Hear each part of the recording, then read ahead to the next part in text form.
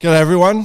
Proud to say Bar Karate is brought to you by Radix Nutrition, makers of the most technically comprehensive nutrition products that have ever existed. Unlock your potential with Radix.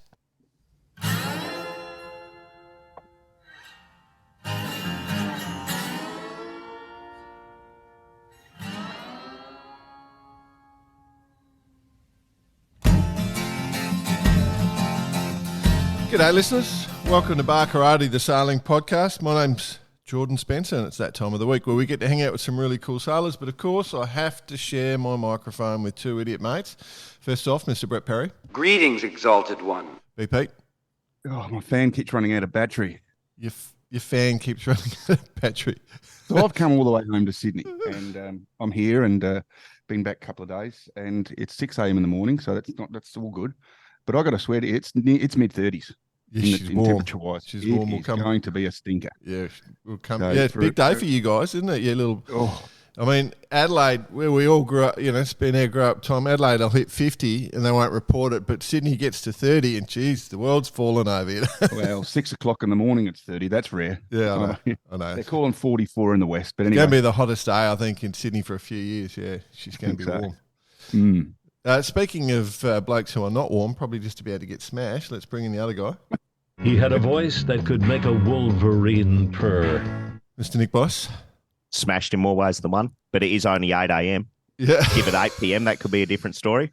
But tell you one place which is in mid-30s is Auckland, New Zealand, bro. No, bit nippy, bit cold over there, mate. Oh, no, it's pretty standard. It's actually been pretty good the last couple of days, but what have we turned into talking about weather? I know. I was thinking the same thing.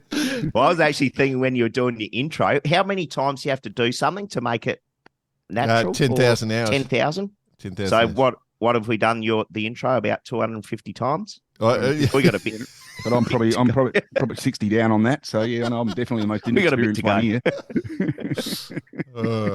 I may have done. NZ, bro, just for another week before heading home, ready for the Christmas break. I was actually meant to be jumping on a plane last night. Yep. And like you say, speaking of weather, the bloody Dockside Festival cancelled this weekend. Yeah. Gutted. Yeah.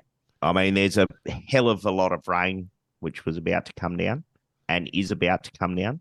So they're just in the wisdom, pin has been pulled. It's not exactly conditions for getting the public out and doing water sports events, but at the same time, the SA State Sailing League is being sailed, so would have been run and won by now. So well done to all the winners, of which we don't know who they are yet because it's Saturday morning, 8 a.m.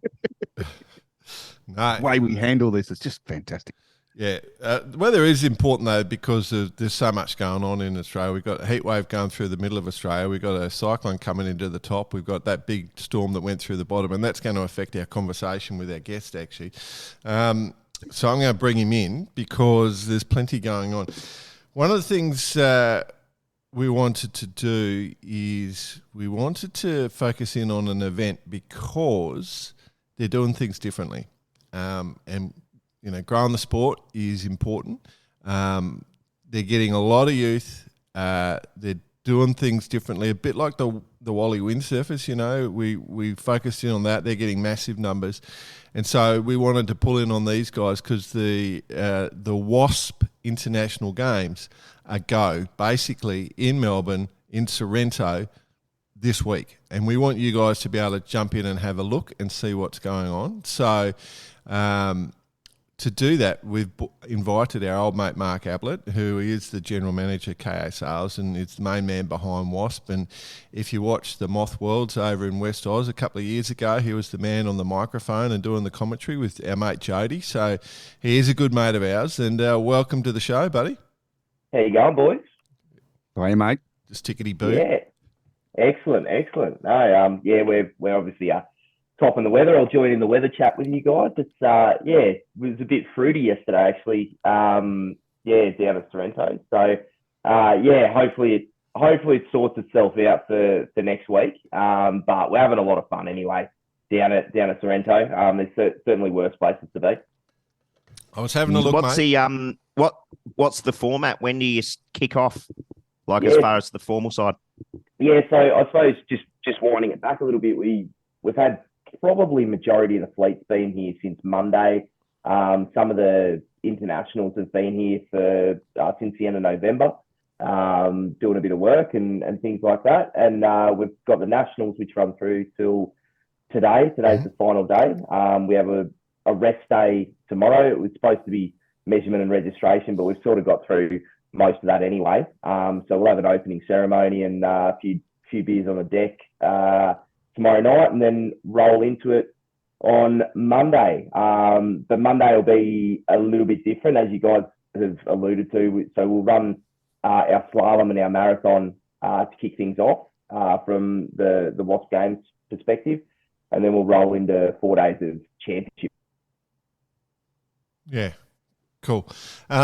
So for the listeners who don't know what a WASP is, which I'm sure they all do, but just in case, what is a WASP? Yeah, so I guess going back again, Andrew McDougall, who runs KSAL, he's a big boss. Was obviously famous. He's been on your program before. Episode 7-2 from memory. Yeah, that's it. 7-2, was it? Have a listen to that. Buggered if I don't. So he designed the Mach 2 Moth, which was the predominant manufacturer for probably, 7 or 8 years there. And essentially alongside with that, really his MO was about making foiling more accessible. The cost explosion in the Moth wasn't great. And we're all about trying to keep the cost of the sport down and do that. So effectively, it's a one design version of a Moth. It looks very mothy in terms of the way that it presents, but it's got quite a few nuances, which like its wishbone rig, which is just a little bit simpler. It's got aluminium foils, which have been refined and work quite well. You sort of get to a top speed of about 25 knots, 26 knots, where it starts sort of maxing out. Which is plenty fast enough when you're racing 100 boats, sort of thing. So that's where the idea and the concept came from. And then the challenge probably wasn't so much about building the boat there. It was about actually trying to build the culture and build the community around it, which I think is pretty underrated when manufacturers are trying to push products into the market. Because if you don't have that, if you don't have the people, it's non-existent. So it's essentially one design, very strict one design. So you can't do much with it. There's a few little nuances you can do with your systems depending on what you want to do. Just really about pulling angles and maybe adding an extra purchase and things. But that's very, very basic stuff. So it's a good product, pretty robust. Designed for to get hammered. They certainly got a massive workout yesterday. Which I can go through a bit later, but cool. It's a good product for that. There's 3 different rig sizes. So is everyone racing on the same rig, or you're racing in divisions with different rigs, or what? Yeah, so obviously depending on fleet size, like Australia's. So we got about 100 boats. There's about 100 boats down there at Sorrento at the moment. I think there's 95 registered for the games. Most of those will be racing 8.2s.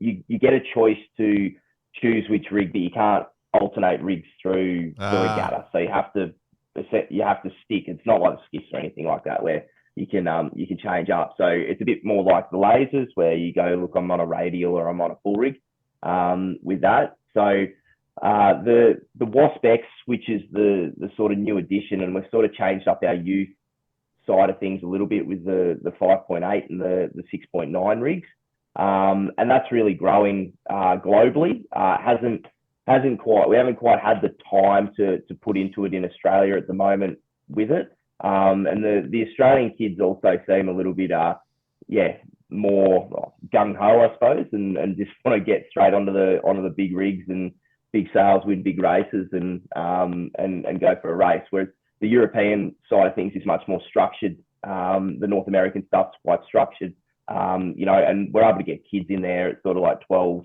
years of age, 11, 12 years of age, with the 5.8, and they can work their way right up to the 8.2 into their sort of mid-20s. Right. Wow. Right. Do the big sales win the big races, or are you seeing a bit of a mix? It basically, the 6.9 kids, I suppose, and I'm not saying they're kids because there's some of the lighter sailors tend to use them as well if the forecast looks like it's going to nuke, like we had when we had the Nationals in Perth last year. It just nuked all week. So there was a few of the older guys got on the 6.9, and I would say from a personal performance perspective, they were more competitive sailing the 6.9. There's not a lot of difference upwind once it gets to that sort of upper range. They get the downwind, you get killed a little bit just because of the angles, essentially. So the 8.2s will sail deeper and sail through you. So we probably see the 6.9 probably in the back half of the top third of the fleet. If they're pretty good. So yeah. Cool. Oh, we lost Bicey. Just fell off the planet. He mustn't have liked that answer. You stuff you, he said. I don't want to sail a 6.9. Oh, I love it. I love it. So you mentioned, mate, we talked about, so we start on Monday with the slalom and the marathon. Yep. And then it's just fleet racing as well. That's the three disciplines? Yeah, that's the three disciplines. So we've sort of thrown the idea was always to throw the marathon in, and we've sort of got to that level in the last two major events that we did. So in France, it was really cool. And what we tried to do with the marathon is we actually throw everybody on the same start line. So in France, we had 156 boats on the same start line. Yep. Which was cool. Which was pretty cool. Yeah. There's a bit of footage. We were trying to get it, trying to look like that Defi wind stuff with the windsurfers. So, reaching start, gate start, sort of thing. So yeah, it was pretty cool. So we'll run that, and then we'll break up into probably groups of 10 and do the slalom, and we'll run that, and that'll just be a little bit of a knockout competition with a 3-race final series, and then we'll just roll into regular championship racing beyond that, which is just our format's 2 laps, about a 1.2 nautical mile leg, gates at the top, gates at the bottom. Yeah, okay. I want to wait on a couple of the fun questions till Bicey comes back. He's not consistent at the moment. I'm not sure. No, he's all over the place. So, hey, just back onto the Waszp Games. Yes, the internationals have been here for a while. How many internationals we got down here for this one? Because I mean, let's be honest, it's a big way to come for all these events. Yeah, absolutely. We've ended up with about 32 internationals, I think. That's awesome.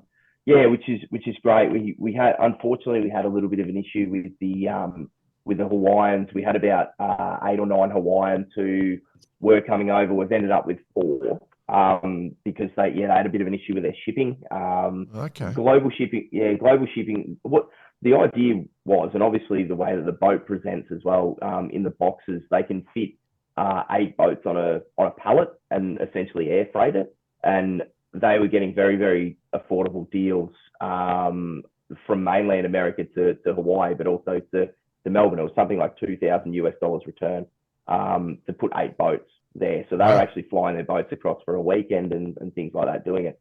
They had the same thing going through Melbourne, but unfortunately that leg fell over about a month and a half ago, and they changed it up. So they couldn't find a solution, but we managed to put some charter boats on for them. I was going to say, good. So we were pretty fortunate. I mean, we planned for it a little bit, and we had some charter boats aligned for the Euros, which these charter boats are actually going to. They've actually been pre-sold to North America, and they're going to go back through Hawaii for the next event, which is the Americas Championships. The UK guys had a little bit of the same thing. They had a pretty decent deal going with British Airways for an air freight, but unfortunately it fell over. We were looking at getting about 8 or 9 of them, but we ended up with 3 in the end. So that would have sort of got us to 110, 112, which would have been good, but it also adds a little bit of complexity because you start getting to that splitting fleets area. So we're going to run everyone on the same course, which probably brings me to another one of the sort of different things that we do. We run this program called the Hot Lap Crew, basically. So what that is we have a coach. So think about a golf club like your golf pro, basically, who's there. You pay your normal entry fee to go into the Waszp Games event, but we have a coach that's allocated to anyone who wants to have that coach. So, and they go off to the side and they'll basically do some practice racing, skills that they want to learn and work on and things like that. And as they feel comfortable, they can reintegrate back into the main fleet. And then, of course, we do the Grand Prix scoring. So if they just do one lap, they'll still get a score. So there's stages where we can actually integrate people who are just learning for the first time, who are getting into the class, because even though the boats are, quite forgiving and all this, it's still a bit of a learning curve to get over on a technique bike. with everything, isn't there? If you've got 100 bathtubs on the race course, you're going to have one person who's better than the next one, aren't you? Yeah, exactly. So that's sort of a bit of a softer entry, I suppose, for those guys. So that's pretty cool. So we've got about 10 in that.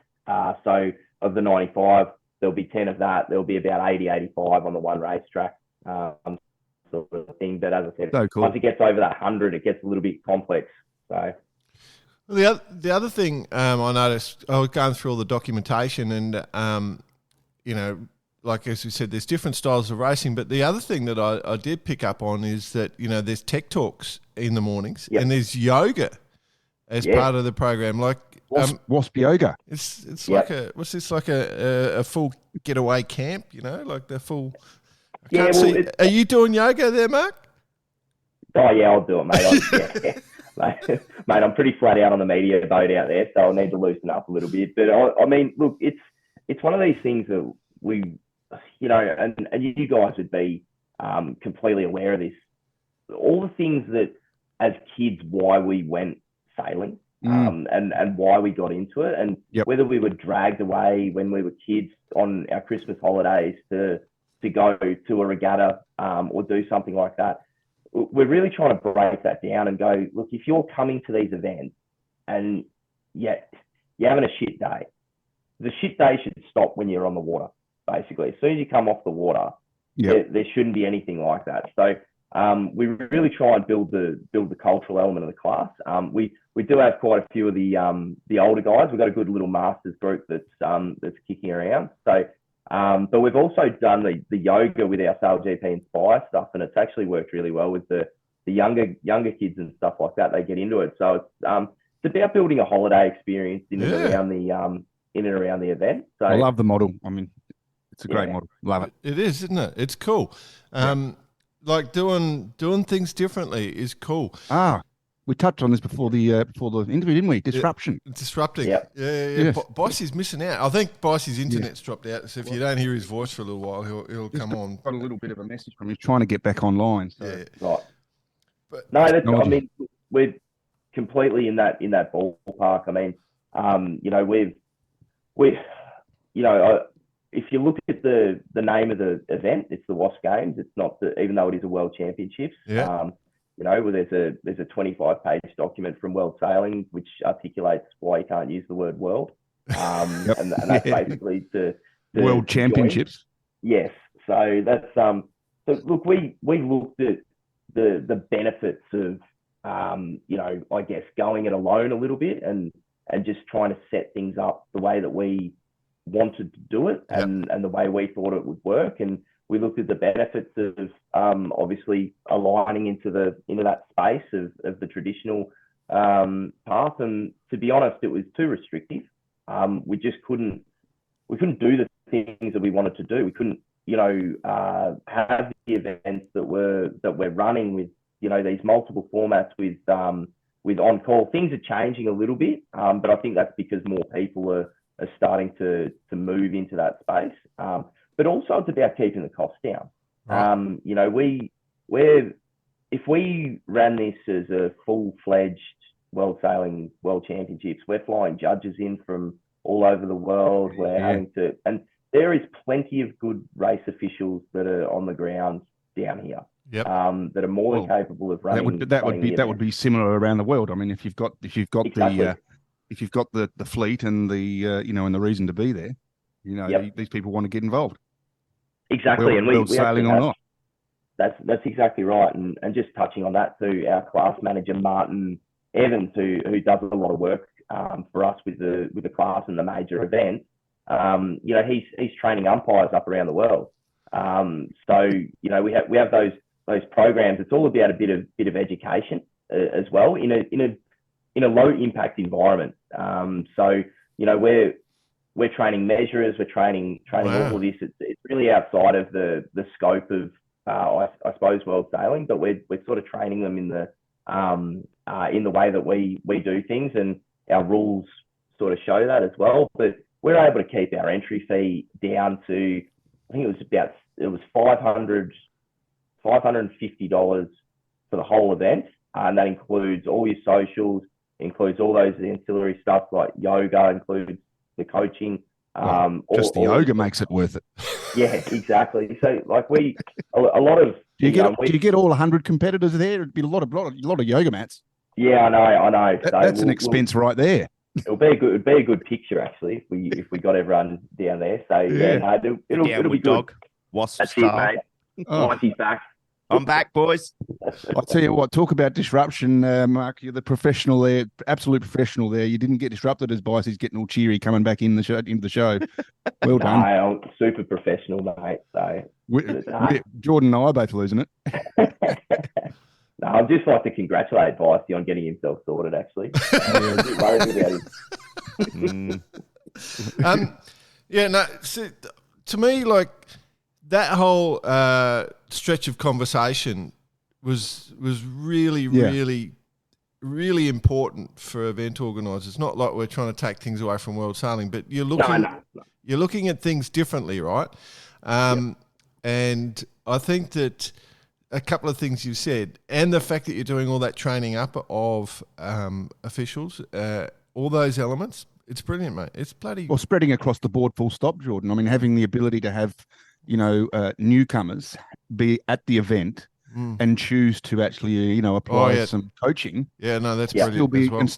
That's a whole... I'd never even thought about something like that. It'll accelerate the fleet up. Yeah, no, there's a lot of cool ideas going on with you guys, mate, and it's really interesting to listen to. So, the whole concept of having a games, a holiday, people give up their holidays to go to sailing regattas, and often there's partners and friends that are associated with them that just, they don't get to spend time together. Sailing is quite, does chew up a lot of your time. And so to make it actually enjoyable is just common sense, Are the partners and friends allowed to join in the yoga? Yeah, absolutely, mate. Everything's completely open. It's a really good vibe down there at the moment. Actually, it's probably about 200 people. There's kids running around. There's there's all sorts of stuff going on, which is really good. And that's it's really been, as a cultural thing. That's what you nailed it, Jordan. Like, people give up their holidays. Like, it's got to be something where you can come down and you can bring your family and friends and get involved with it. And we communicate everything through WhatsApp as well. So it's not always the traditional pull the flag up, blow the hooter, do this. This is the signal of what we're doing. The whole social program, the racing program, is set for the day, but it's also floating, so we can rearrange things. So Sorrento's a classic sort of late sea breeze type venue. If we know the breeze isn't going to come in till 3 o'clock, hey, go exploring. Go to St Andrews Beach Brewery for lunch. Go to Arthur Seat. Go wherever, and we'll articulate that. We'll say, look, even though we were going to start at 1 o'clock, we're actually just going to push back to 3 now. The social, we might juggle a social program over the top. We might go over lunch at a pub, or we might go down somewhere local. One of the attractions locally and involve everyone. So it's trying to minimise that time where you are sitting on the beach, just twiddling your thumbs, waiting. So we try our best. Doesn't always work because obviously the wind is the wind and the weather is the weather. But our best intention is to minimise that and just get the people there when they need to be there. I love it. One of the other things that I've been desperately waiting for Bossy to get back on because I just know he's going to react. One of the other things that you're doing is the Influencer Prize, which I love. And I have to ask, I mean, are you going to win this now that you've come on Bar Karate here in your bikini? Or I'd be a big chance, I reckon. Oh, mate, we definitely got to get a merch pack going your way, especially in this point in time. Absolutely, mate. Hey, Bryce, do you know where it is at the moment? The merch pack? Yeah, no, it's taken care of. Australia Post. Yep. That's the emails we keep getting. No, that Influencer Prize thing is of interest, because when we look at the makeup of your class, there's people, older people in the class. There's a lot of young people in that class, right? And it's the way they communicate and connect. And for a lot, it's a value system. I think if you ask 1 in 4 kids under 20 what they're going to do in their life, they're going to be an influencer. Like you probably Absolutely they are. Yeah, so it's not a bad play on the whole thing. Is it a successful thing, or is that just? Yeah, it's pretty good actually. So we give everyone the tags and hashtags as part of their registration pack and the information. The prize on the end of it is you win your entry fee back for that. So it's a $550 cash prize, I guess, with that. So, but the kids are starting to get pretty adept with actually trying to sell their brand as well. And in all honesty, like sailing was a little bit behind that whole thing anyway. Everyone's pretty straight. Always has been. Yeah, exactly. And a lot of the work we did with Sail GP or do with Sail GP is along those lines as well. So we have that influencer prize there, but we also run as part of the Sail GP Inspire program. You run a morning with one of the marketing and comms team about building your brand, about doing all of this sort of stuff. So as the kids come out of that program as well, and they're sort of integrated into the fleet, they're pretty well versed in that side of it. We get pretty good traction. So I reckon we'd probably get somewhere between 30 and 40 posts a day that have got the tags and things like that on it, which is going out to a great audience. Some of these kids are sort of, I don't know how they've done it, but they've got 10, 11,000 followers on there and things like that. So being able to spread it out wide like that. Boss. Sounds a bit like your TikTok account, Jordan. Yeah. That last little jig that you did. Hashtag Jordan dancing. Something will come up. Well, I mean, obviously, for all the kids out there listening that are doing the event, don't be dispirited from the Influencer Prize because Bar Karate, we won't take the prize. Okay, we'll just step back. Yeah, you're pretty assured with that. But actually, if you are the winner, we're looking for a new social media person. We could offer that could be part of the prize, Mark. We could offer you an internship. We're not sure. It might involve a merch pack here and there.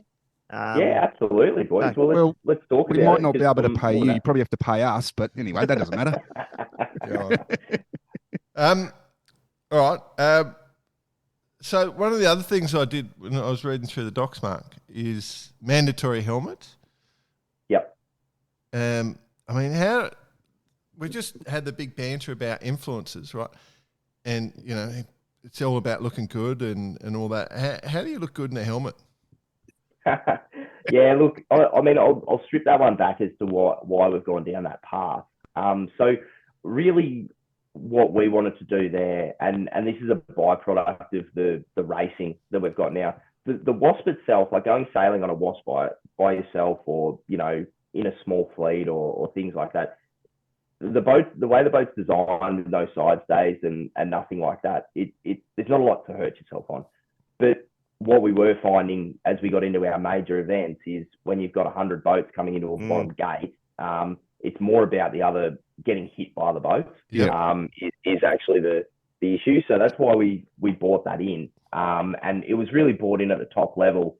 And we actually said to the domestic associations, look, it's up to you. We're going to implement it at the top level, but we want to leave it up to you to do it. And, you know, to their credit, I think 95% of the domestic associations have taken it on board as well, which is really good. So, I mean, in terms of the helmets, I mean, they're always been, there's better ones and there's worse ones. I mean, you got the old stack hat. Someone was riding around with one of those foam push bike ones on before, but we've sort of you know, implemented a bit of a minimum standard with that anyway now. Has anyone rocked up with a Sale GP one and with a, you know, pretend microphone and all that? Yeah, full glasses, full goggles. We need the full visor down there. Who's that bloke? Is anyone rolling the full flag over their helmet and everything? You know, there's a few that have got the decals out and starting to personalise and things like that. Yeah, sorry, Mark. I was just sitting here thinking about it. It's just another form of expressing yourself out there. You look at the Formula One racing car drivers. You know, they change their helmets each week, and it is personal. That's the path I'd be going. I'd be trying to maximise that. That'll be funny. Yeah, is this secure about Jordan's head size right now? Yeah, absolutely. Plenty of space, plenty of advertising space right there.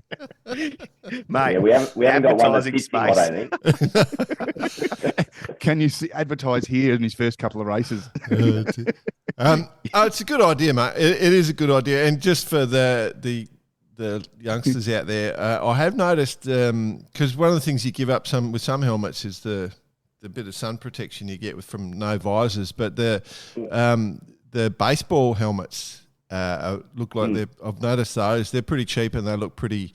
You get the visor and they go the full wrap around the back of the head. But that's only one. That's only one ear. What happens to the other ear? No. Modern baseball helmets, both.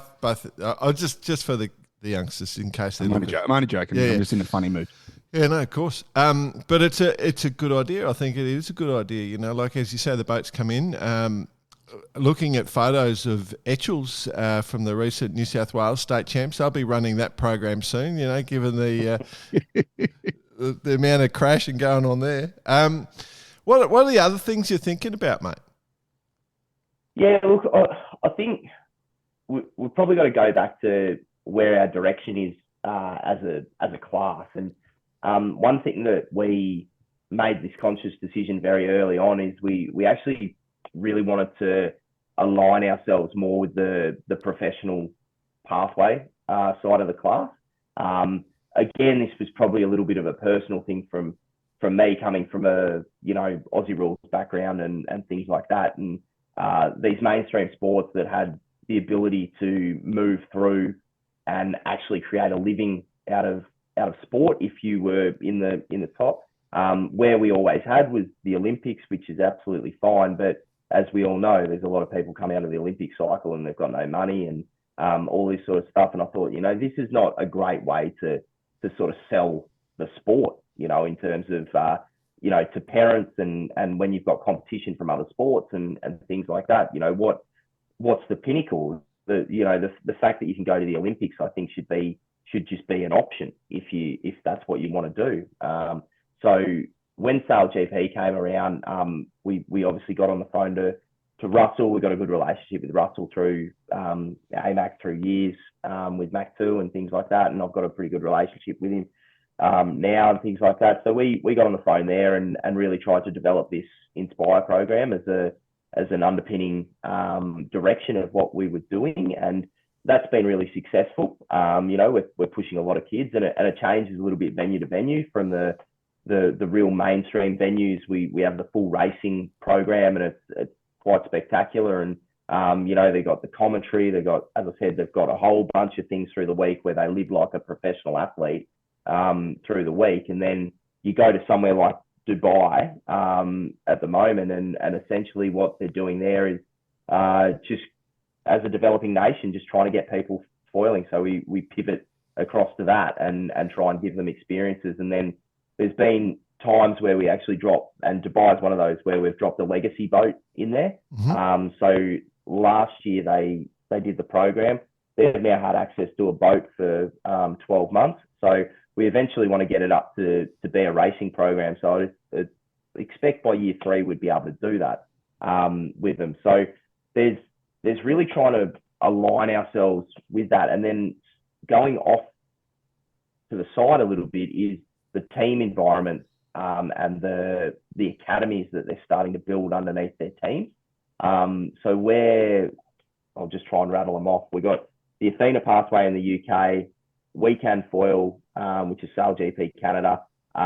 There's some stuff in the works with US. We're with America One Racing, which is obviously funneling into both America Magic, Olympic, and also we'll see what happens with the new Sail GP consortium there in the US.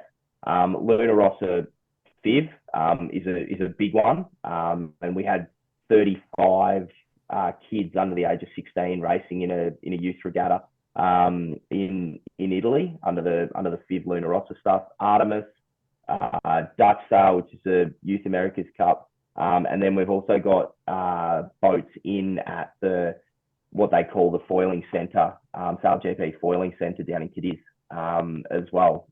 So yeah, we're really trying to bring that sort of, everyone who comes through to be a professional, they've had a touch point with the Wasp. It's not the final step, but just at some point along your pathway, you have a touch point with the Wasp. And we'll probably see about 75 to 80% of the Youth America's Cup sailors have come through the Wasp at some point.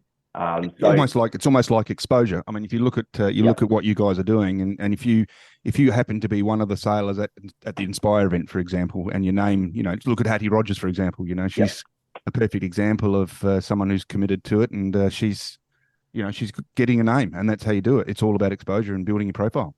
Yeah, and that was a fantastic story. I mean, she was doing the Inspire program in San Francisco in the Grand Final series, and then Hannah Mills gets crook, and suddenly she's getting slungshot into an exactly. F50. Yeah. So it's always about being in the right spot at the right time, but at least we can give kids the opportunity to be in the right spot for that. So that's really important that we want to grow that. And then just to follow on from that, we always want to create a space where they can come back. So they might go off and do a whole heap of other sailing or something like that. But if there's a Wasp regatta, in their area, in their region, the ability to just pull a boat out of the shed and spend a day tinkering with it and getting it up to where you want it to be and go sailing because of its one design nature and go racing, I think is fantastic. Like Sam Street is the current world champion or the Waszp Games champion. He's been off doing 1,000 different things over the last sort of 12 months. But he's gone, you know what, last minute, all my mates are down here. I'm just going to jump in. Can I get a boat? Got a boat, and he's down here and he's having a ball.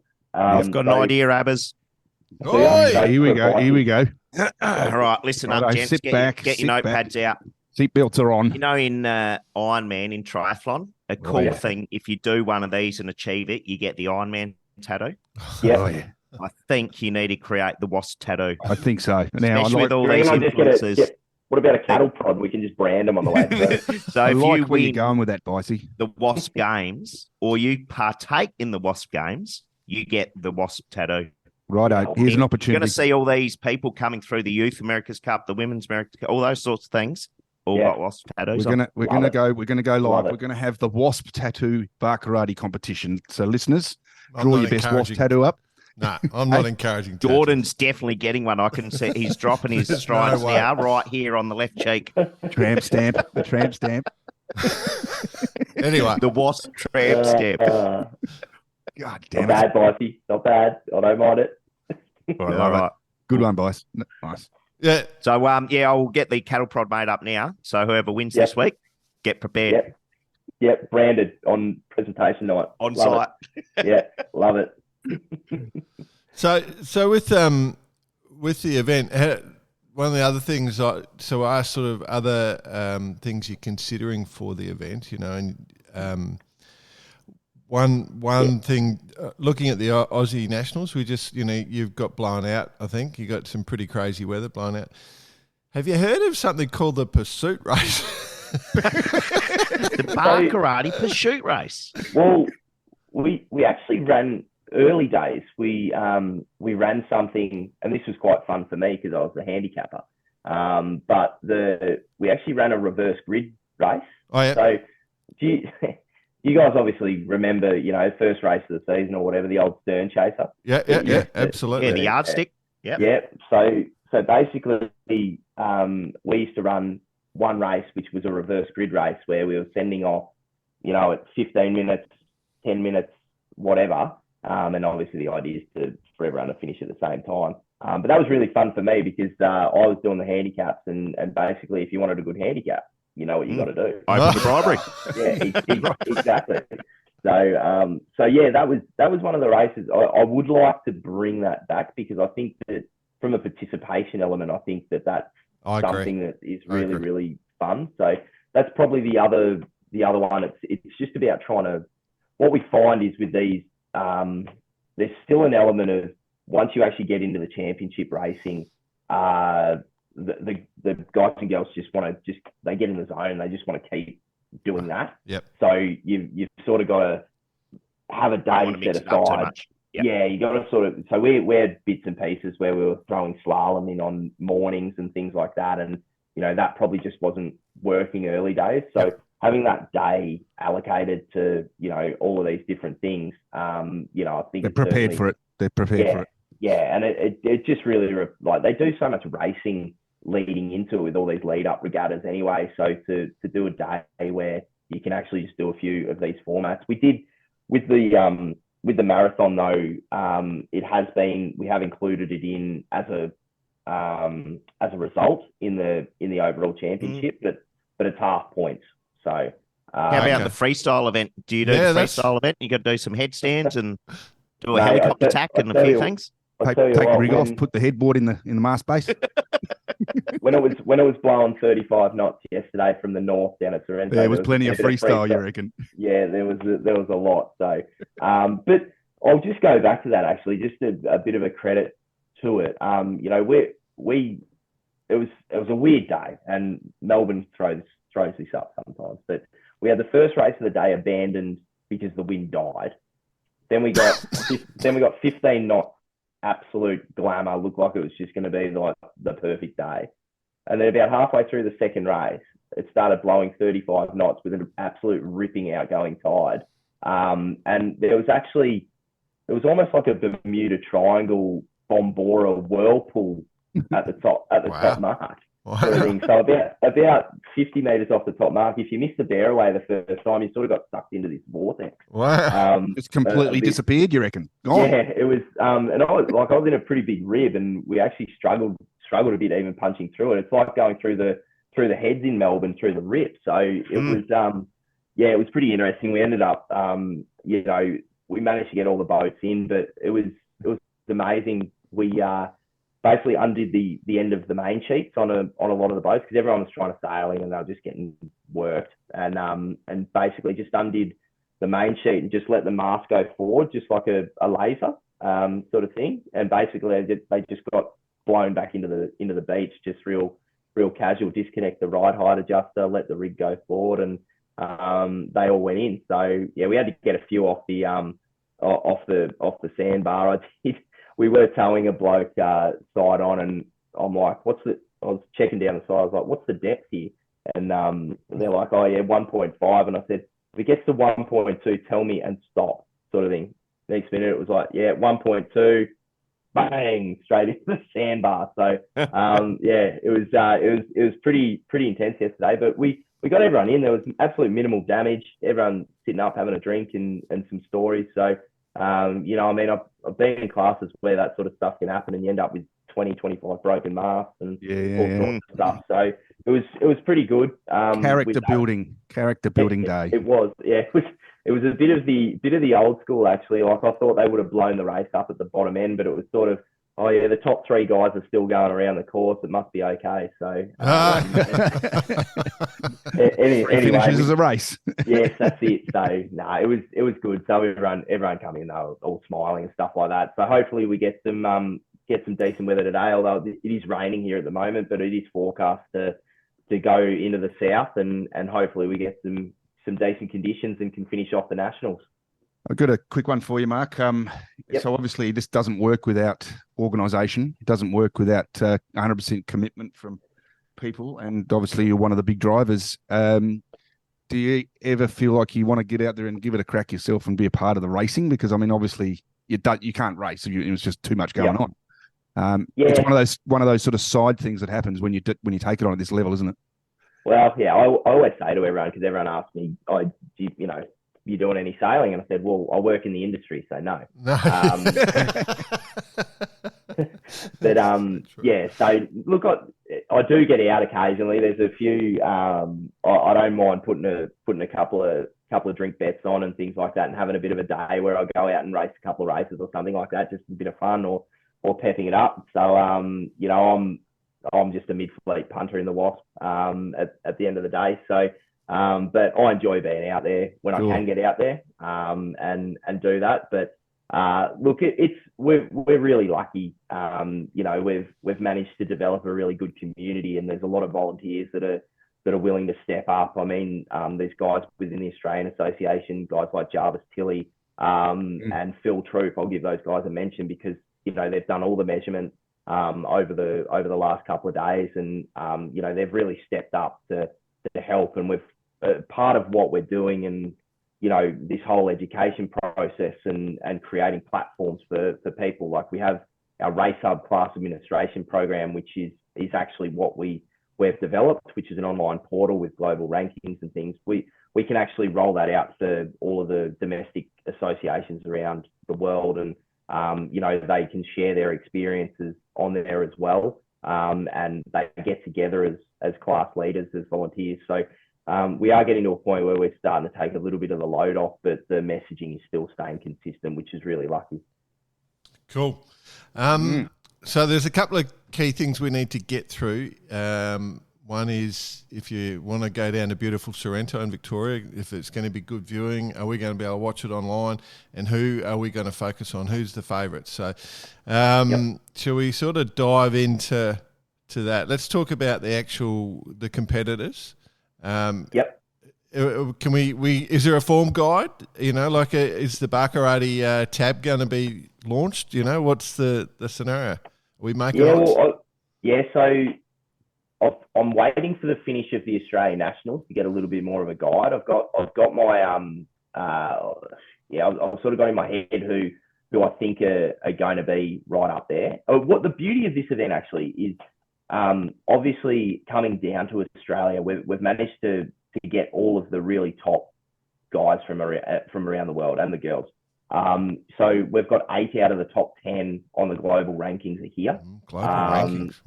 Yeah. So if you go to racehub.wasp.com, you can have a look at the global rankings. We've got 500 sailors that have raced in ranking events. So it's really tight on the global rankings. So the Norwegian Marc Ablett, we've had 7 lead changes and 4 of them in the last month. With the lead, which has been really cool to watch. So Marcus Burford is in front by 10 points. So very, very slender lead over the top of Magnus Overbeck from Denmark, and those two went 1-2 in the Euros. And then we've got Hippolyte Gruet as well, who's there. So he's from France. Got to be my favourite name in the world, Hippolyte Gruet. Yeah, the old Hippo, the flying Frenchman. So it's look. I had an interview with him yesterday, and I started off. I was like, Hippo, the flying Frenchman. I've got him here, and he's just looked at me, blank look on his face. What? I was like, I'll start that again. Love it. Hippo. Yeah. So just imagine it.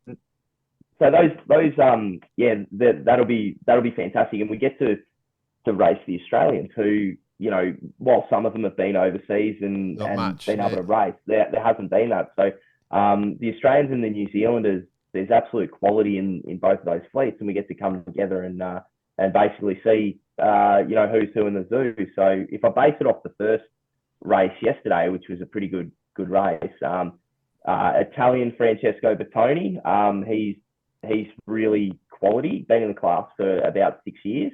And then he actually pitch poled about 50 metres from the finish line after leading by a long way. And Magnus got through him. Yep. And Sam Street was very deep. He's the reigning Waszp Games championship. He was very deep, but he's obviously got some wheels because he came through the fleet and finished fourth. So from an Australian perspective, we've got Louis Tilley, who's Jarvis's son. He's been doing a lot of work and really improved over the last 12 months.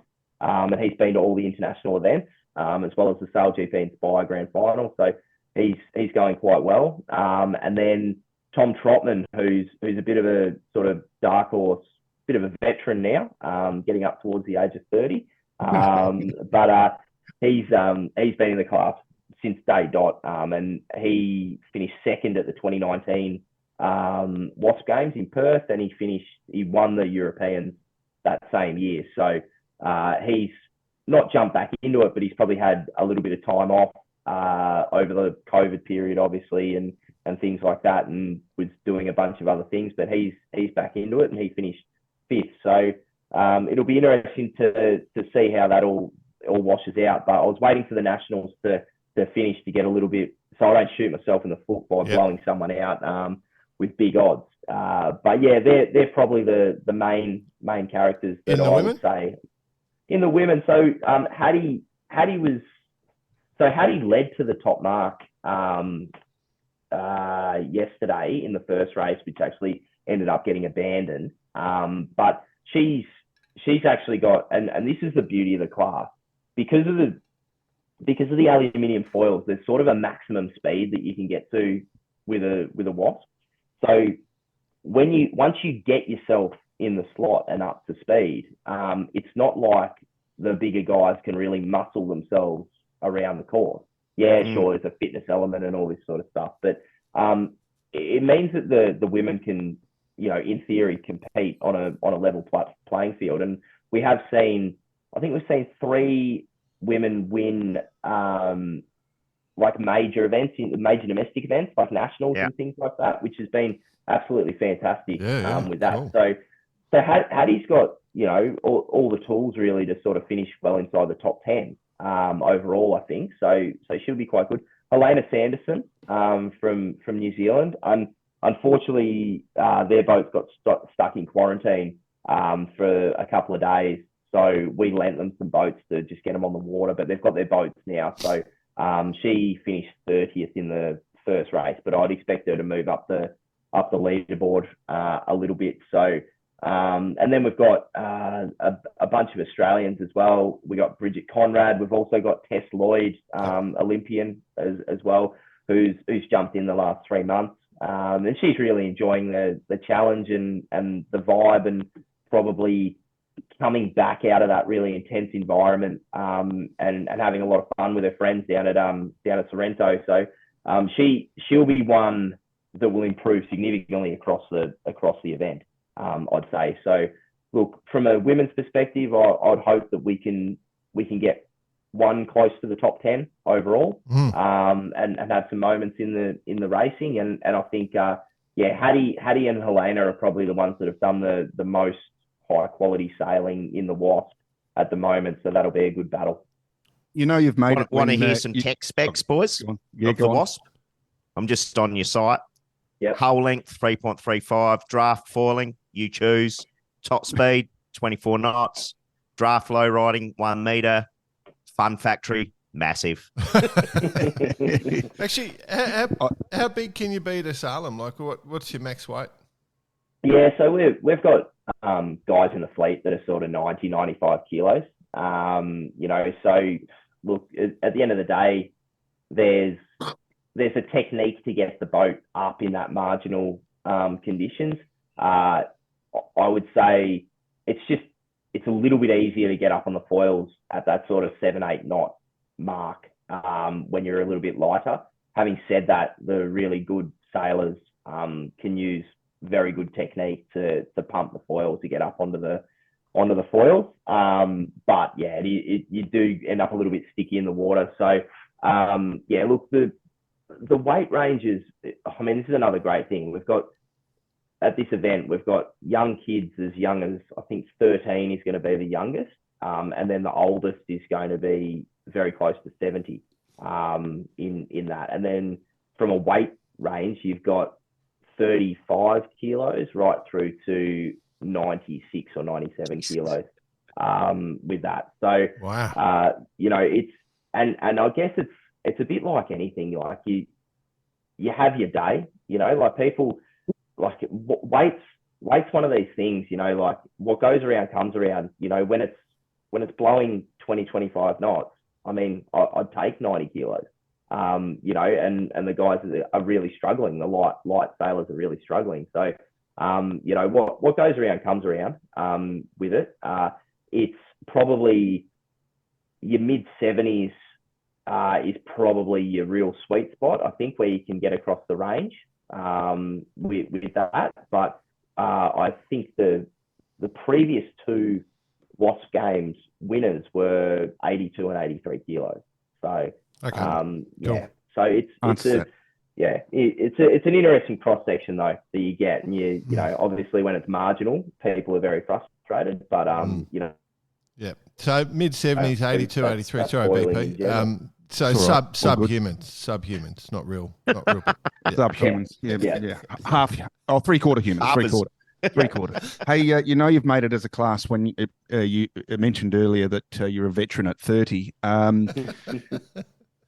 Have you thought about, does it happen? Is there going to be an introduction of sort of, masters, grandmasters, and we're talking about 30-year-olds to 40-year-olds, and obviously grandmaster you're probably going to be for 50. Yep. Is that within the fleet? Yeah, so we have I think we've got 23 competitors in the masters and grandmasters at this event. I hope one of them wins. I hope one of them wins the influencer prize. Oh, that'll be funny. Yeah. We got a guy called Mick Honan. I call him Mad Mick. But he's in the perfect influencer name. Perfect influencer. Yeah, he's well and truly on it, mate. He's tagging it, and we're getting bloody fuzzy photos, and he's got the camera the wrong way and all. All right, well, taking a photo of his nose. Yeah. So give us his hashtag, and we'll get it on this show. That'll be fun. Yeah, so he's good value, and we've got some very good sailors. I mean, Brad Devine, International 14 fame. That's a really interesting one because there's a lot of the I-14 guys actually have bought boats with their kids. Yeah. So their kids can sail, and they don't necessarily want to sail with each other, but they do want to go to regattas and obviously sail against each other. So his son Tommy is here as well. But Brad's super competitive, and he's a maniac on the course. He's just like he's 60 and just really just grunts the things. He acts like he's 20. And things like, I think he pays for it at times afterwards, but he's really good value. So we got this. We do have a really good masters section, and we're getting to a stage here where there's been a lot of contributors to the class and things like that. So we hope that we can actually, I think, induct some life members shortly as well to the class, which I think is really important to recognise these people while they're still alive doing things. As a starting. Well, as point. I said, you've made it you've made it as a class when you start talking about masters and grandmasters, but you really made it when you start talking about life members. Life members, exactly. That's the pinnacle of a class organizer, as far as I'm concerned.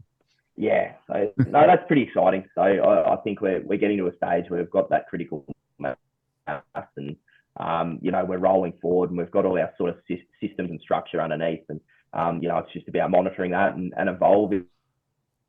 Is a life member going to get a free tattoo? It's an interesting space at the moment. Yeah. As we said, we'll brand them up on the stage, mate. So we'll get the cattle prod up, and sort that out. So it should be good. So look, I think we're in good shape. Absolutely. We just got to keep going, and I guess just pushing. As I said, it's an ever evolving. You can't stand still in this stuff. It's always evolving, and if we stand still, we're dead in the water. So we've got to make sure that we move with it. There's so much happening in the professional space. I mean, the sport's so fragmented at the moment that you've sort of got to really hedge your bets a little bit, but try and back a winner at the same time. Cool. Yep. I think you're doing that though. Yep. It's been great, mate. We're out of time, but I do want to mention that for the people based in Victoria, that the regatta is being sailed out of the Sorrento Sailing Cuda Boat Club. So if you want to go down and have a look, we're going to publish Beautiful this. part of the world, mind you. Gorgeous, Absolutely. gorgeous part of the world. Some good viewing. If you're not in Victoria and you want to watch, mate, are you guys doing a bit of a stream or anything? Yeah, so the plan is we've got to work it out a little bit once we get there with the infrastructure that's around. So Bitey knows Jordan Roberts, who's coming over to do the media next Jordan. week. But yes, so the aim would be to try and do a live stream either of the final day or the last 2 days of racing. We've just got to make sure we've got the infrastructure right to be able to do it. I mean, Sorrento's resource to the wazoo, so we shouldn't have too much of a. Are we going to see some? there. We're going to see some live Mad Mick streaming.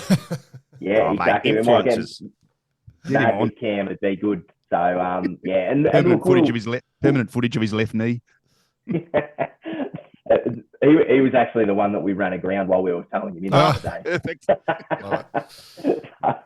But anyway, so we'll crank up the media and things like that. There's a bit going on at the moment. I'm sort of punching one out at the moment. Doing photos, interviews, and all of that at the moment. So the team gets in tomorrow night, and we'll ramp it up for the following week. So yeah, it should be good. You can get it through the social pages, YouTube channel, all your normal areas. Okay.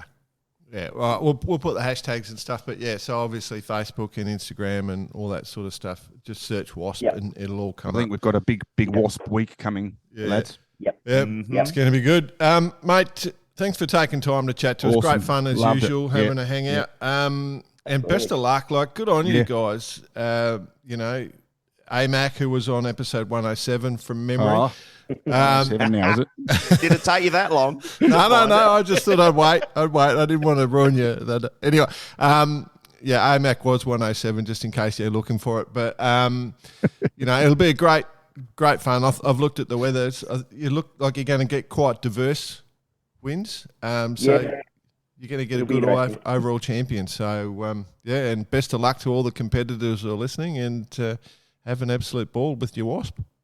Yeah, absolutely, guys. Thanks very much for having us. And as you just mentioned, credit to AMAC for having the foresight. And I guess it'd be remiss as well. I know you talked earlier about the Wally doing different things. I mean, there's no surprises there. Like Nick Bez was involved with the Wasp early days as well. Those two guys were the ones that really sort of set the agenda. And I guess I've just grabbed it, from there and with that. So yeah, it's amazing how much I go back to Bezzy's 100-day plan and look at it and we're doing a lot of the things that were in that vision originally. So that's good. Awesome. Yeah. Well done. Good on you, mate. Great work. Yep. Love it. Good on Cheers, you, boys. Abbas. Thanks, See you guys. soon. Cheers, See mate. ya.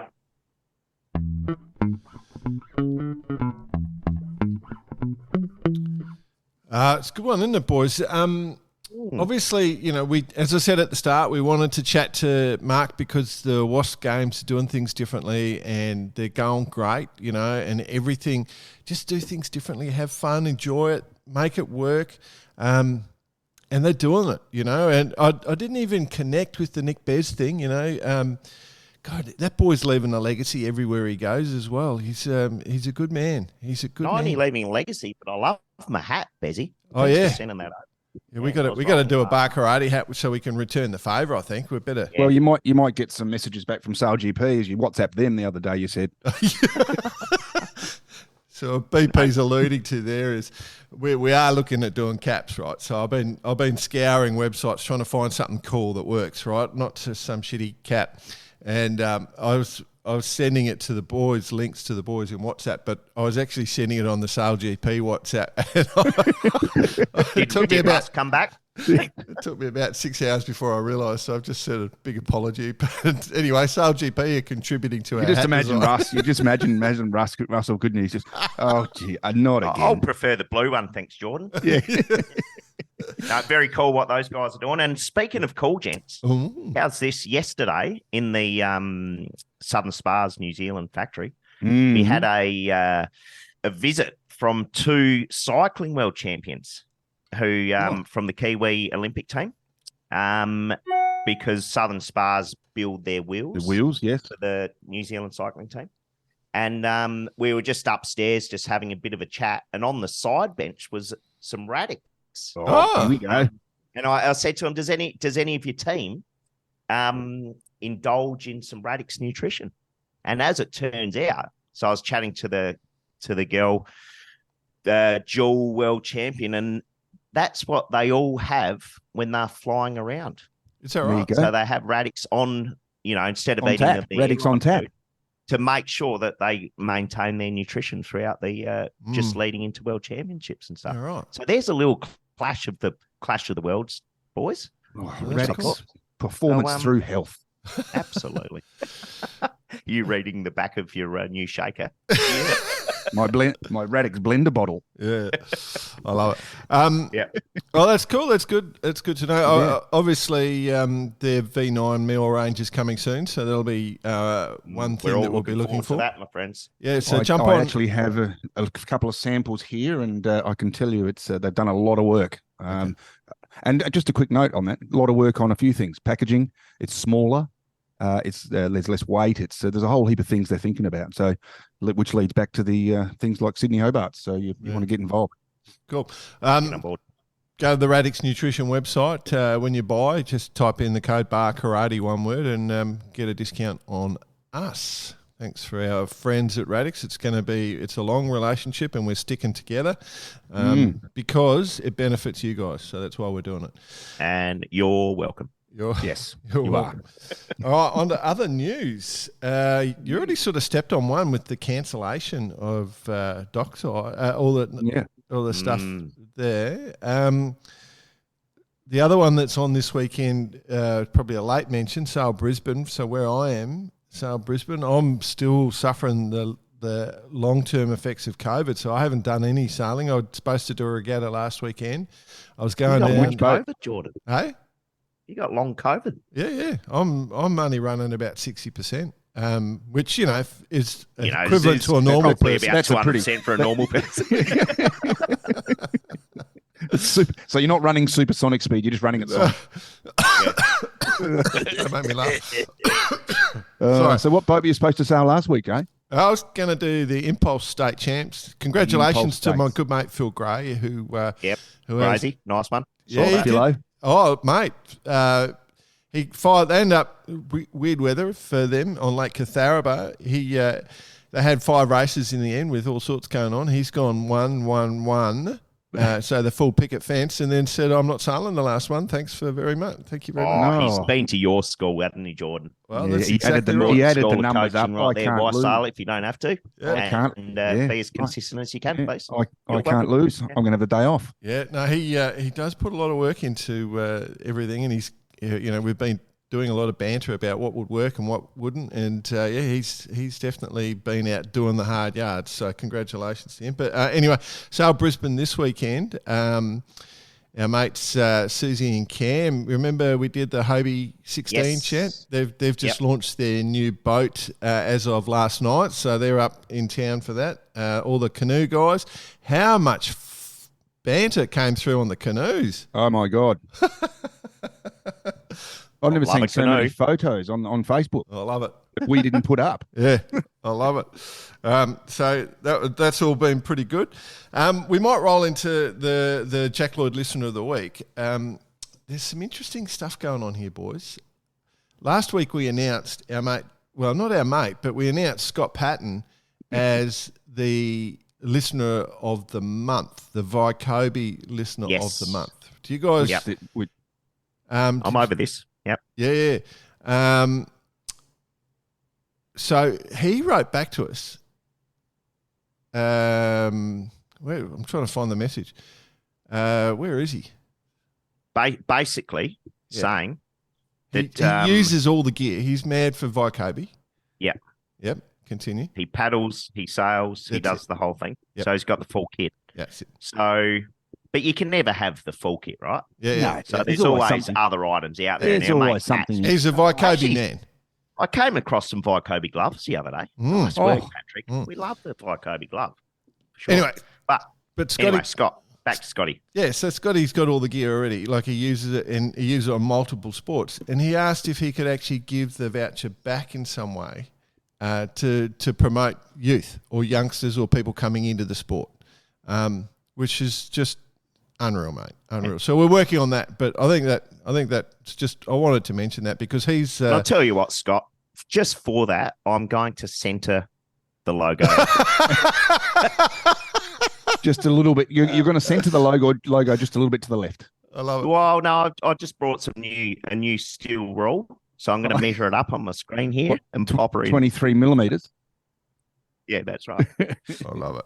I love it. So We nah, could good on you, put Scott. the That's bloody 200. good. We Very, could, very generous. we could put the I'll be, by the way. $200 voucher from Scott towards the Wasp Influencer Award. No. We'll work that on. I'm not sure it's up to Scott basically, so we'll work together with him on that.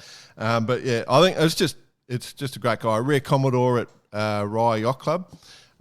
So he's another one that puts a lot into the sport. So yeah, the other thing is all the emails. We've been inundated this week. It's been unreal week. Not for my employers because I've been busy trying to do bar karate stuff, but data connection, we had that discussion around all the sailing data. There's a few people have come through on that and we've connected them together. So they're actually going through all the analytics there of what's happening with sailing. Yeah, there's been some pretty full on people. I mean, this is an area that some people just love, don't they? Yeah. The other Plots one, and graphs. yeah, but for a purpose, Yes, for a purpose. Yeah. Yeah. We've had a heap of guest suggestions coming on, which has been great. And the response to the International Canoe thing for people putting their hands forward for their class. And we've had some really good ideas, which I hadn't actually brought forward to the mind. But the minute they suggested them to me, I've just gone, you know what? That's a bloody good one. I like that. So we're going to be following up on quite a bit of that. And the other one that it's been good we're starting to get a lot of bar karate images as well coming through. So, people doing bar karate, which I think we might have to start publishing every one of them because I think so. I think I think we'll just throw them up on the story. And then before we go on to the listener of the week, I've had an idea, boys. No. Uh-oh. Yeah. Get out. Geez, I've still got my pen that's- and paper ready to go. That's What do two you got? that's two sit downs in one session. Right.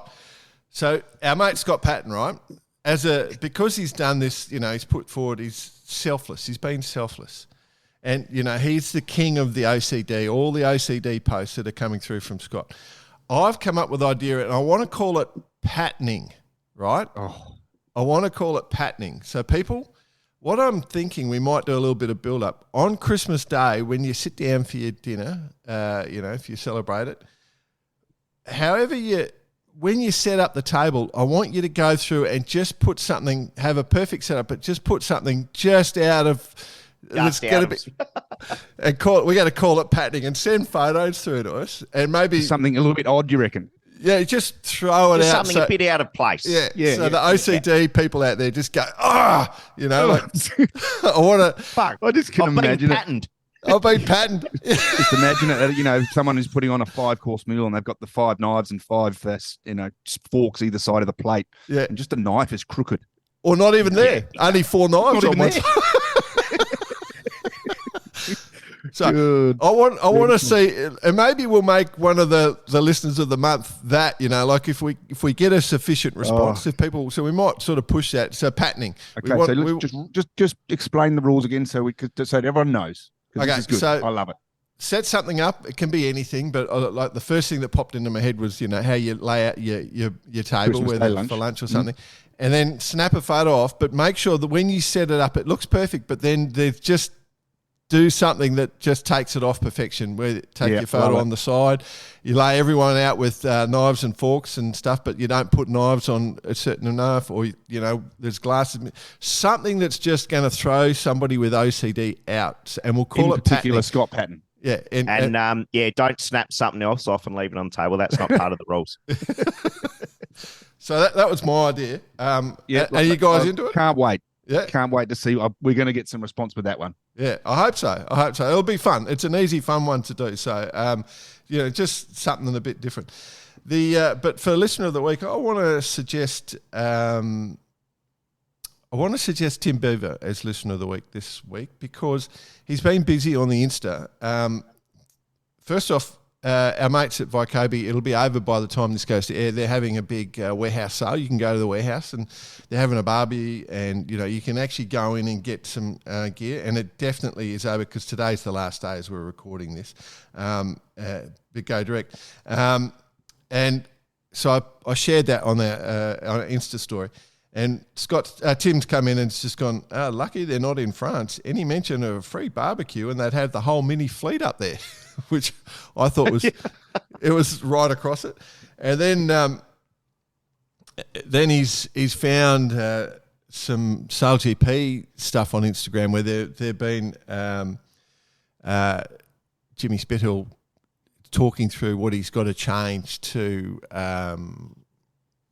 match up to Tom, on the Aussie boat, how he's got to do things differently and blah, blah, blah. And he's found it and sent it to us. And then he said, have a look at the notes from Slingsby down below. So, like Slingsby's putting the boot into to Jimmy. So I love it. So, there's some good banter going on there. I like the banter. And the banter of Tom's new arrival. Obviously, it's got to be called Jimmy Slingsby. Nah. That's right. Nah. Yeah. No. But anyway, I think we're giving it to Timmy this week. We've had so many emails, but I just want to go. Beef Dog. Yeah, good on you. Stuff. Good on you, Timbo. Beauty. Cool.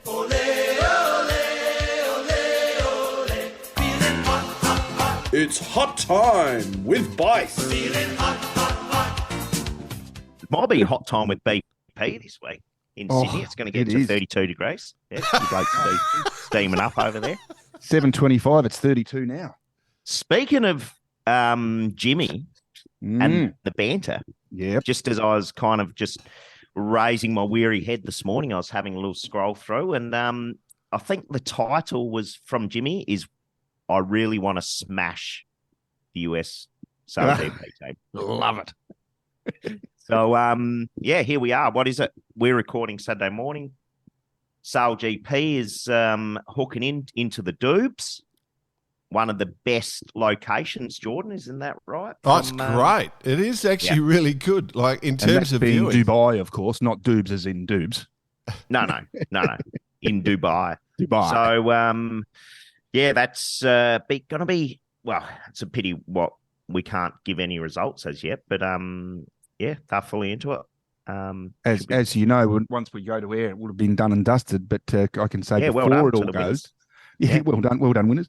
I'm saying this before the event. I can't wait to see the US Australia match off. Do you reckon they go into a full dial up and just forget about everyone else? Of course, once we go to air, it's already happened. So it's kind of once again. Great once again, an unusual situation for us. What would you do, BP, if you were, let's say you're the new skipper, you're Taylor Canfield, you're the new skipper of... I'm Taylor Canfield. Yeah. I'd be keeping well away. But he's a match racer. He can't keep away. He won't be able to keep away. No, I'd be going for the win overall. Yeah, but are you gonna try and take out the team? Well, that's what it's going to be interesting to see, and so I'm looking forward to it, even though it's already happened. You've given us nothing. I'm disappointed in your response. Yeah, sorry. I hadn't thought about it, to be honest, what I'd do, but I can tell you I bet they're thinking about it or thought about it. Yeah. So what else has been going on this weekend, boys? This week we've got we had the Maxi Challenge. Well, this is talking about Oz just in the ramp up to Sydney Hobart. We had Cabbage Tree last week, the world's slowest Cabbage Tree Island race, probably. And then the Maxi Australians, and then obviously the big boat challenge on the Tuesday.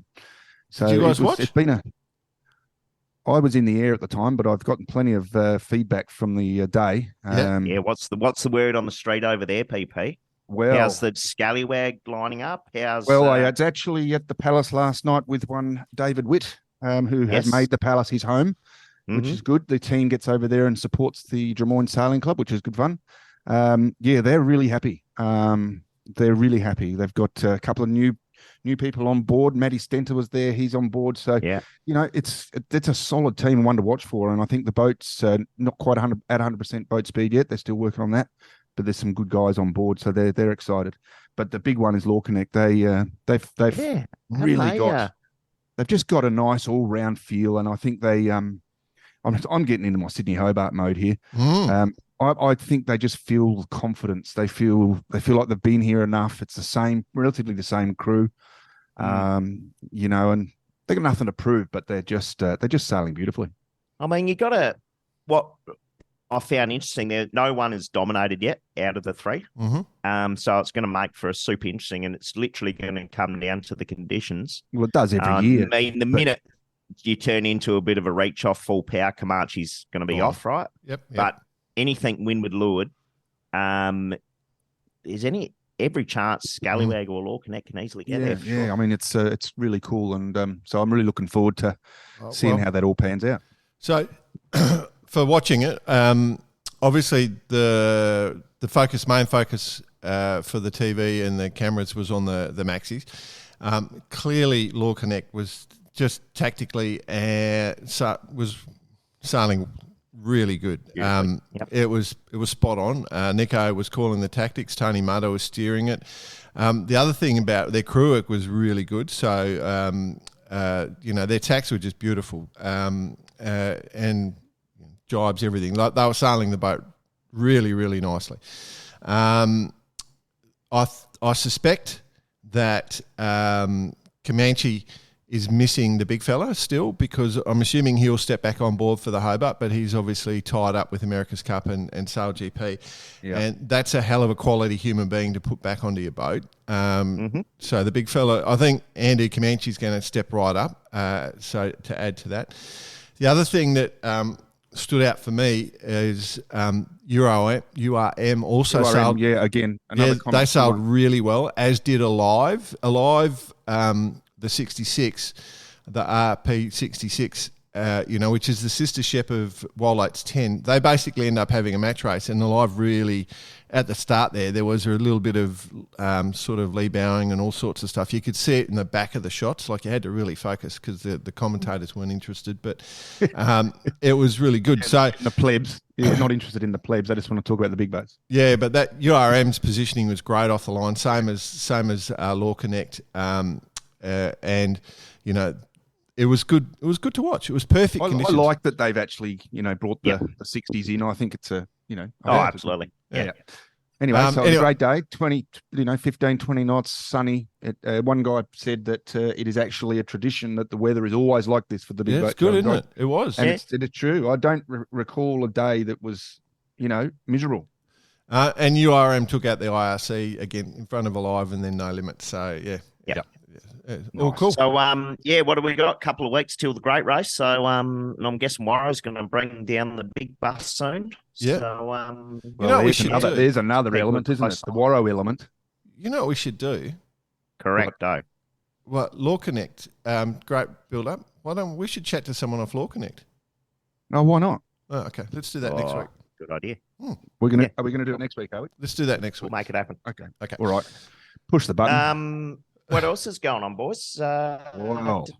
On your list here? Actually, it'd be amiss of us to mention, because at time of recording last week, we hadn't seen the final in the AC40s out of Jeddah. Yes, very good point. Not on your run sheet. Oh, yeah. I was looking.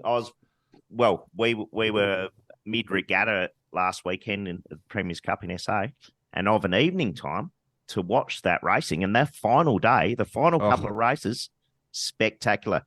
Now, how good did the young Italians go? Unbelievable. And I tell you what, if you are the main team, you've got to be watching. I think it's fantastic. Nipping at your heels. They're nipping at your heels. Right. Now, boys, hang on. Can I say something? Hang on. Hang on. Jordan's got something. All right. I just want to pre-position you. So you remember when we did the record last week, I did that whole update about the racing, and then, it'll all be over by this, and I've just wasted your time completely. I actually went back afterwards and just recorded a quick update, took that out, and then just dropped in a little update after the racing, and so you've basically said all the things that I actually did say. And the other thing I did mention at the end was that so I've said how good were the young Italians. BP, you just said the senior team's going to have to be careful, but I think it blah blah blah. The other thing I mentioned was that now that Jimmy's out of the US Sail GP team, that all these teams have got to swap from boat to boat, go from Sail GP to America's Cup. Not Jimmy. So suddenly the Italian team doesn't have that issue. They're the one team that's going to have the totally focused crew. So I wondered how that'll play. But how about the Italian Sail GP team next year? Yeah. But that's next year. Is Yeah. it? But Prior to America's Cup, though. or I suppose. Yeah.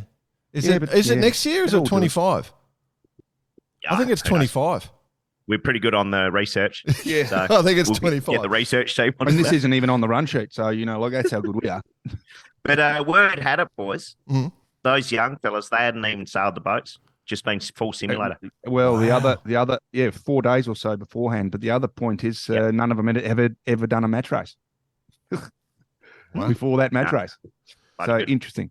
But what I And loved, the point I wanted to raise was, Yeah. I absolutely adored the fleet racing. I mean, I've match race at the end, the format. There's no changing that. But that fleet racing was just, Oh. those corners were unbelievable. The way they're throwing those boats around now, I think we've got a really exciting couple of years with these things. But I actually enjoyed the match racing element. Like it was a good tight battle right up until there was a lot of strategy until the Kiwis nosedived the thing or whatever that. The reverse park. Yeah, yeah. Reverse parallel. But yeah, no, she was glamour, mate. It was good regatta, great regatta. Yeah. And you know what I loved? Top. Choppy, What'd you love? the choppy seas, throwing Yes, everything out. yes, Yeah. Yes, and that sort of threw the cat amongst the pigeons for a little bit of boat handling and a little bit of incidents. There was a couple of No. It threw the monohull amongst the pigeons. oh, that's it. Yes. Sorry. Yeah, that's a good one. Yeah, ding ding. But there was a good one of Burling and his team, the New Zealanders, and they were sailing along, and the thing just hit a wave. I mean, it was just purely like happens when when you windsurfing or any type of boats, and you hit that wave, and they just can't both falls out of the water, and that was the end of them. Little trip over. Yeah, a little trip. Yep. It Speaking of happens. multi-hulls, gents. Oh, no, we weren't, but we are now. Something that's kind of slid under the radar a little bit is the old teams, which will be taking off, I think, on 8th of January for Around the World race. Ah. Jules Verne. So they're all busily preparing for that as we speak. But we also saw only a couple of days ago was the announcement of the new Gitana 18. That's a couple of boats for you. The China Yeah. 18. That's a So legacy, the isn't new it? old team going to hit the water in 2025, I think it is. So they're putting some 18, 2025. just get that 18 boats. 18 boats. Wow. The Edmund de Rothschild family. So that's going to be something pretty cool. And we'll Love see to know that where out of they the all are. stable of our good mate Guillaume Verdier. So Yeah. Yeah. I love it. that will be keeping what a close about- eye there. What about on your notes here, mate? The SSL. That was cool. So congratulations, Hungary. Well, the hey, Hungarians. we've done it. We've done it. Yeah. Reverse curse. Yeah, they did a great job. So the Hungarians, and then if you tip the Hungarian flag on the side, you've got the Italians, and they came in second. And then if you change the colours, you got the Netherlands, and so that was our top three. Spain into fourth. It was a good battle, Lord. I want a big shout out to the Hungarians. I've got a very good mate of mine, Aaron Nemeth, who I've done a lot of sailing with, who is probably the most deserved there. I'm assuming he did bow. A couple of fantastic photos of him. And so absolute huge effort. John Bloor, of course. Did he have his socks pulled up to his knees? They all had their socks. Well, they love Yep. it, the Hungarians. They love a good sock pull. Absolute sock pull, straight to the bottom of the knee. The only weakness, like I got to say, boys, the things in the Canary Islands, you're expecting it to be windy, right? It just was. They need to. But that's where a good sock pull comes in because it gets rid of the windage. Next one, do it in Hawaii or somewhere like that, where we can put it a bit of solid. Do it in Bermuda. You'd feel more at home with your Bermudan sock. Yeah. Oh, I love it. So well done, Hungary. And I'm Sean Moore, and of course, Aaron, my good mate, who I've sailed with for the best part of 25 years. Well done, Azza. Yeah, good old Boho. That's him. Yeah. Well done, Hungary. Cool. Anything else? That's me, boys. Obviously, the Retour à la base is on. So what's that in French? Return to basic. Basically heading home. Going back to the bar in Lorient, La Bas. They're going to. Yeah, that's it. They should be. They'll be home by the time this gets published because they should hit. We're recording Saturday morning, and they should hit Saturday. I think Jan Richam, it looks pretty comfortable in. He's in plenty of breeze. He's just going to be reaching into Lorient. And then Jeremy Bayou and then Sam Goodchild currently aligned. And then our mate Boris in fourth. So for the listeners, it's sort of a strange one. They leave the line open, the start line open for a few days, and then you race back and then basically work out your time. So you can start when you want, but I think they all pretty much started at the same time. Around the same time. Yeah, they're all racing single-handed. The French solo scene is actually very community based, so they would have been just chatting away, having a good time on the way back. The only thing I'm worried about on Saturday is Sebastian Simon on Group Dubreuil, whatever, Group whatever, Group D. Let's call it Group D. Group D. Is going the wrong way. He's heading back. Where's he going? He's heading back to Guadeloupe. Yeah, he liked the base. He liked the base at Guadeloupe. I hope he's okay. Yeah, I'm a little bit worried about him. But anyway, So I forgot one to mention: the Ocean Globe race. Yeah. They'll be due in the front runners. They're all kind of now to the not all, but east of Australia, heading to New Zealand. With the front runners due on about the 13th of December. So another little race that just sort of is tinkering along. To pop down and catch up with our mate Don when they're here. So for all the Kiwis, better go and catch up with young India as well, guys. Say again. Go and see India. Better go and catch up with young India as well. Yeah, absolutely. Very cool. See how celestial navigation's going. Mm-hmm. Righto. All right. Fantastic. Good week. Great chat. Good one. All right, boys. Love it.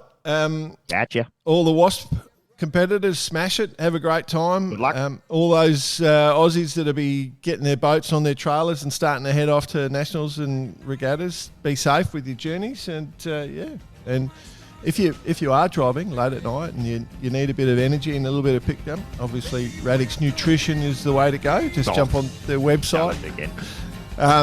Discount on us if you use... The timing of it's uncanny. The code word Bar Karate, get a discount on us. Have a great week, everyone. Thanks for listening. And reach out to us at cheers@barkarate.com. Good luck today, BP. Don't melt. She's hot.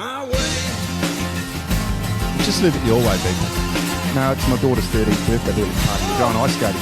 Oh, perfect. Happy birthday.